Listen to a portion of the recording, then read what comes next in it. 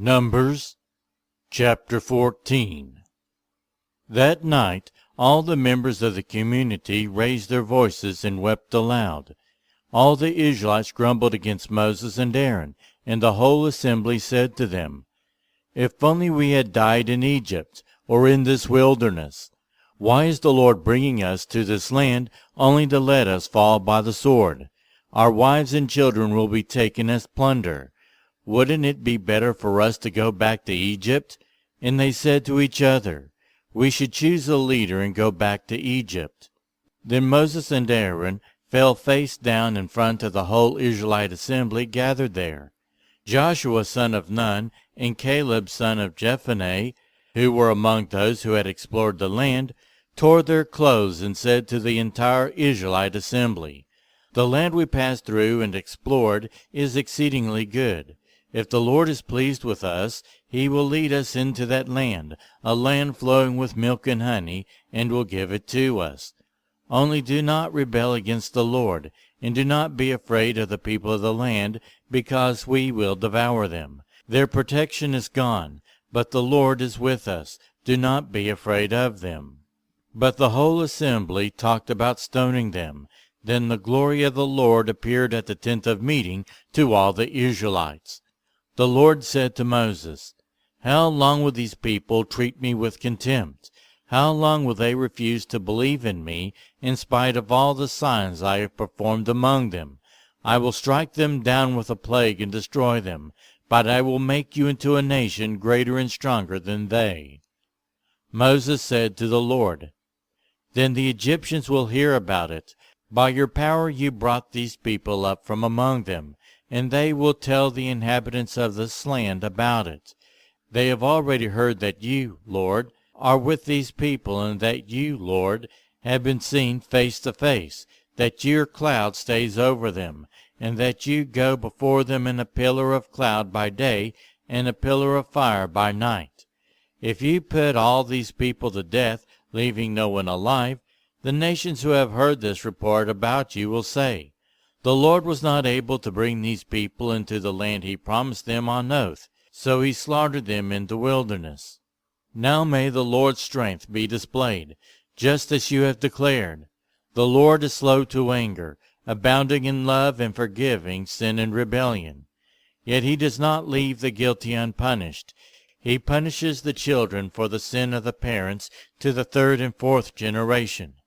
In accordance with your great love, forgive the sin of these people, just as you have pardoned them from the time they left Egypt until now." The Lord replied, "I have forgiven them as you asked.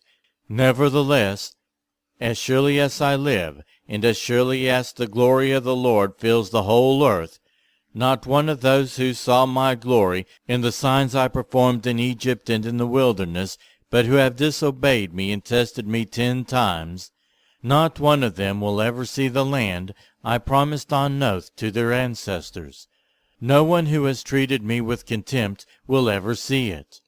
But because my servant Caleb has a different spirit and follows me wholeheartedly, I will bring him into the land he went to, and his descendants will inherit it.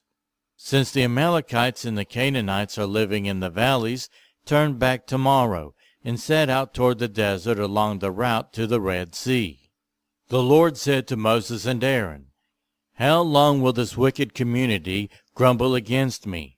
I have heard the complaints of these grumbling Israelites, so tell them, 'As surely as I live, declares the Lord, I will do to you the very thing I heard you say. In this wilderness your bodies will fall, every one of you 20 years old or more, who was counted in the census and who has grumbled against me. None of you will enter the land I swore with uplifted hand to make your home, except Caleb son of Jephunneh and Joshua son of Nun.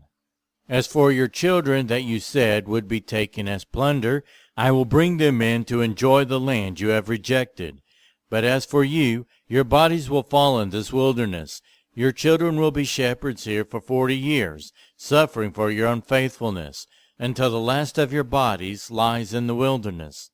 For 40 years, 1 year for each of the 40 days you explored the land, You will suffer for your sins, and know what it is like to have me against you. I, the Lord, have spoken, and I will surely do these things to this whole wicked community, which has banded together against me. They will meet their end in this wilderness. Here they will die."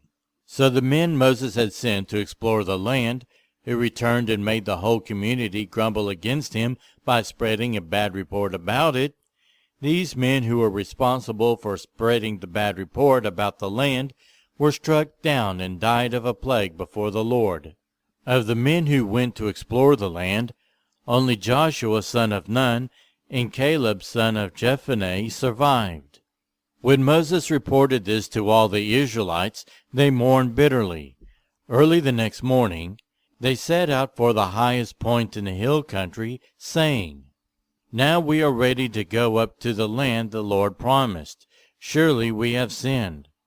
But Moses said, "Why are you disobeying the Lord's command? This will not succeed. Do not go up, because the Lord is not with you. You will be defeated by your enemies, for the Amalekites and the Canaanites will face you there. Because you have turned away from the Lord, he will not be with you, and you will fall by the sword." Nevertheless, in their presumption, they went up toward the highest point in the hill country, though neither Moses nor the ark of the Lord's covenant moved from the camp.